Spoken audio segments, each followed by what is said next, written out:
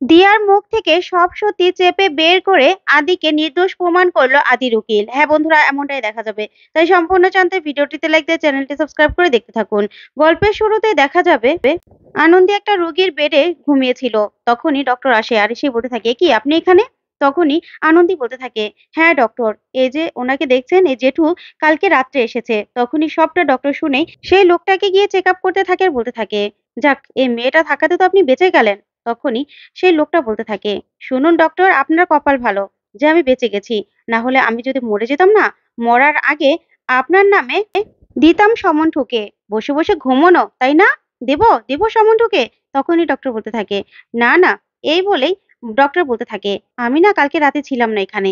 এই বলে ডক্টর পালিয়ে যায়। তখন আনন্দী বলতে থাকে, বাবা জেঠু, আপনি তো এই বয়সেও খুব বুদ্ধি রাখেন। কিভাবে ডক্টরটাকে জব্দ করলেন? তখনই উনি বলতে থাকে, দেখো মা, আমি তো একসময় উকিলই ছিলাম। নেহাতি এখন বয়সটা হয়ে গেল।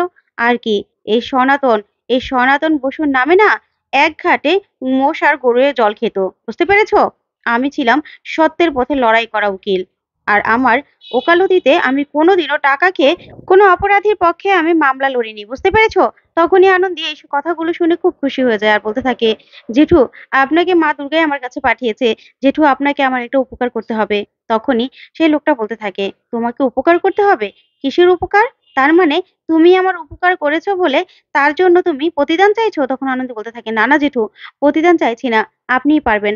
আপনিই পারবেন আমার হয়ে কেসটা লড়তে। আপনি পারবেন। আপনার মতো উকিল আর কেউ নেই। আপনিই তো বললেন যে আপনি সত্যের জন্য সবসময় লড়াই করেছেন আর কোনো নিরপরাধ যেন শাস্তি না পায়। তখনই সনাতন উকিল বলতে থাকে, হ্যাঁ ঠিকই তো। তখন আনন্দী বলতে থাকে, জেঠু প্লিজ, আপনি আমার স্বামীকে বাঁচান। আপনি আমার স্বামীকে বাঁচান। তখনই লোকটা বলতে থাকে, না না, এসবের মধ্যে আমি পড়তে চাই না, পড়তে চাই না আমি। এই বলে সনাতন উকিল সেখান থেকে চলে যায়। তখন আনন্দী বলতে থাকে, এ কেমন লীলা মা তোমার? তুমি আমাকে এ কোন সমস্যার মধ্যে ফেলছো? ঠিক আছে, আমিও না হাল ছাড়বো না। আমি আমার স্বামীকে যে করে হোক নির্দোষ প্রমাণ করবোই। তারপরে দেখা যাবে আনন্দী উকিলের কাছে যায়। আদির পক্ষের উকিলের কাছে গিয়ে সবটা বলতে থাকে আদি কি কি বলেছে। তখনই উকিল বলতে থাকে, এ কি, আপনি কি নিয়ে বসেছেন? হ্যাঁ, আপনি কি আমাকে বুঝাবেন আমি কালকে কি নিয়ে কথা বলবো? তখন আনন্দী বলতে থাকে, না না উকিল বাবু, আসলে আপনি কি কি নিয়ে লড়াই করতে পারবেন সেটাই তো বলছি। তখনই উকিল বাবু বলতে থাকে, শুনুন, আমার উপর যদি আপনাদের ভরসা না থাকে না, তাহলে এখনো দরজা খোলা আছে, চলে যান।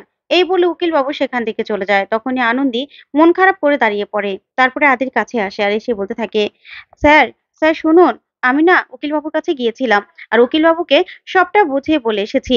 আপনি ঠিক কালকে ছাড়া পেয়ে যাবেন। কিন্তু আদি আনন্দীর সঙ্গে একটা কথাও বলে না। তার পরের দিনই কোর্টে হাজির করা হয় আদিকে। তারপরে দেখা যাবে দিয়াও কোর্টে সাক্ষী দিতে আসে।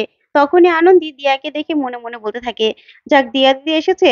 না না, তার দাদা বাবুকে দিয়া দিদি কিছুতেই ফাঁসাতে পারে না। এবার অন্তত সত্যিটা বলবে। তারপরে দেখা যাবে আদির বিপক্ষের উকিল দাঁড়িয়ে পড়ে আর বলতে থাকে, জজ সাহেব, এই আদিদেব লাহিড়ী এই মেয়েটার এমন অবস্থা করেছে, দেখতে পাচ্ছেন তো, মেয়েটা হসপিটাল থেকে সোজা এখানে এসেছে। ওর কতটা কষ্ট হচ্ছে, কতটা খারাপ অবস্থা আমার মক্কেলের। তারপরে এই কথা বলে দিয়াকে উকিলবাবু বলতে থাকে, আচ্ছা দিয়া দেবী, আপনি বলুন, আপনার সঙ্গে ওই দিন কি হয়েছিল? তখনই দিয়া উকিলবাবুর মুখে মিথ্যা কথাগুলো শুনে খুব কষ্ট পেতে থাকে আর মনে মনে বলতে থাকে, না না, দাদাবাবু তো আমাকে বাঁচিয়েছিল, বাঁচিয়েছিল আমাকে। কিন্তু দাদাবাবু, তুমি আমাকে মাফ করে দাও।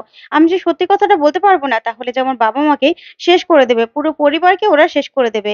তারপরে দেখা যাবে দিয়া বলতে থাকে, আদিদেব লাহিড়ী আমাকে সেদিন মিষ্টি আনতে বলেছিল।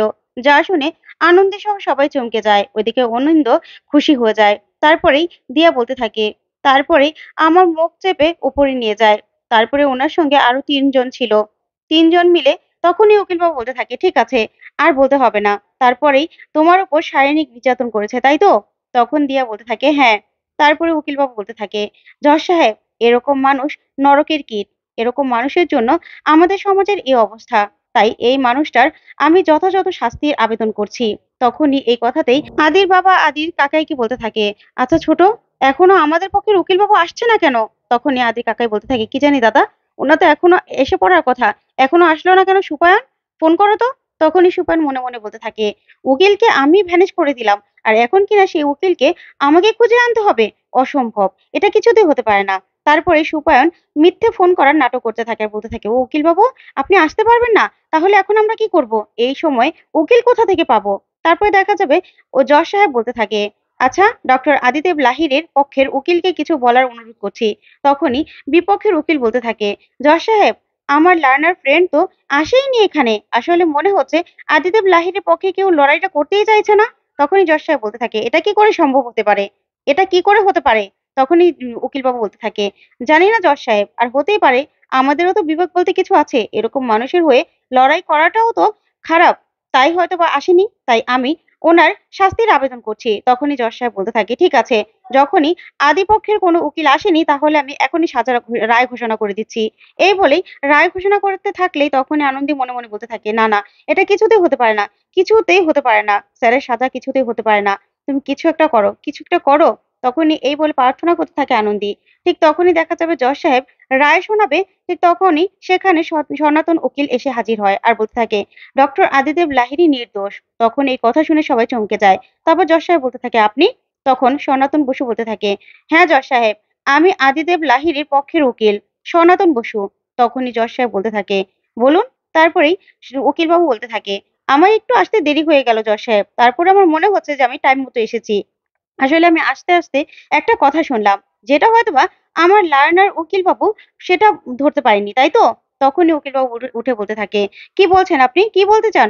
তখনই উকিলবাবু বলতে থাকে, না, না, আমি কি, জজ সাহেব, আমি কি দিয়া দেবীকে কিছু প্রশ্ন করতে পারি? তখন জজ সাহেব বলতে থাকে, হ্যাঁ, করুন না। তারপরে দেখা যাবে সনাতন বসু বলতে থাকে, আচ্ছা দিয়া দেবী, সেদিন তো আপনার বাবা-মা কোর্টে সাক্ষী দিয়েছে যে আদিদেব লাহিড়ী নাকি একাই এই কাজটা করেছে। আর আপনি বলছেন যে আদিদেব লাহিড়ীর সঙ্গে আরো ৩ জন ছিল। তার মানে ৪ জন ব্যক্তি।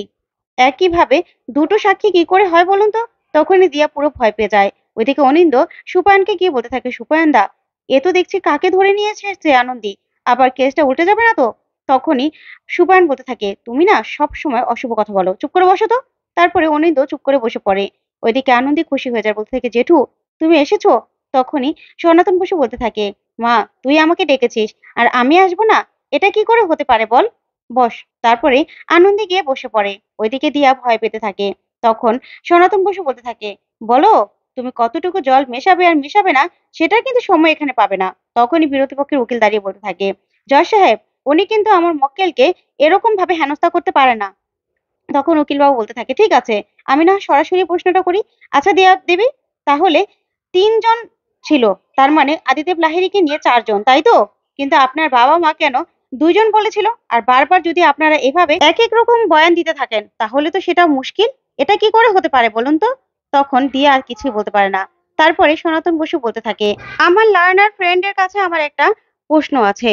আচ্ছা, এখানে দিয়া দেবী বলছে যে তার উপর হামলা করেছে ৩ জন আর আদিদেব, মানে ৪ জন ব্যক্তি। কিন্তু এখানে আদিদেব লাহিড়ী একা কেন? আর তাছাড়া কোর্টে এফআইআরটাও আদিদেব লাহিড়ীর নামে করা হয়েছে। তাহলে আর ৩ জন কোথায়? জজ সাহেব, আর ৩ জন কোথায়? তখনই এই কথাতেই সবাই চমকে যায় আর অনিন্দ ভয় পেয়ে যায়। তখনই আনন্দী মনে মনে বলতে থাকে, আমি মানুষ চিনতে ভুল করিনি জেঠু, আমি জানি পারলে তুমিই পারবে। তারপরেই দেখা যাবে উকিলবাবু বলতে থাকে, আমার লার্নার ফ্রেন্ড কিন্তু কেসটাকে অন্যদিকে ঘোরাতে চাইছে। তখনই সনাতন বসু বলতে থাকে, না না, আমি তো কেসটাকে অন্যদিকে ঘোরাতে চাইনি, আমি তো ঠিক দিকেই নিয়ে যাচ্ছি। যদি ৪ জন হয় তাহলে এখানে আদিদেব লাহিড়ী একা কেন? তখন উকিলবাবু বলতে থাকে, কেন, আপনি কি বলতে চান? তখনই সনাতন বসু বলতে থাকে, তার মানে এটা কোনো অ্যাক্সিডেন্ট হয়ইনি। না হলে দিয়া দেবী বারবার করে এক এক রকম বয়ান কেন বলবে? আর তাছাড়া আদিদেব লাহিড়ী বা একা কেন থাকবে? ওনার নামে বা একা কেন এফআইআর করা হবে? তার মানে এরকম কোনো অ্যাক্সিডেন্ট হয়নি। তখনই দিয়া বিব্রত হয়ে যায়। তখনই বিরোধী পক্ষের উকিল বলতে থাকে, আমার লার্নার ফ্রেন্ড আমার মক্কেলকে বিব্রত করার চেষ্টা করছে জজ সাহেব। তখনই উকিলবাবু বলতে থাকে, না না, বিব্রত করব কেন? তাহলে সত্যিটা বলুক না, আদিদেব লাহিড়ী একা কেন এখানে দাঁড়িয়ে আছে? যা শুনে চমকে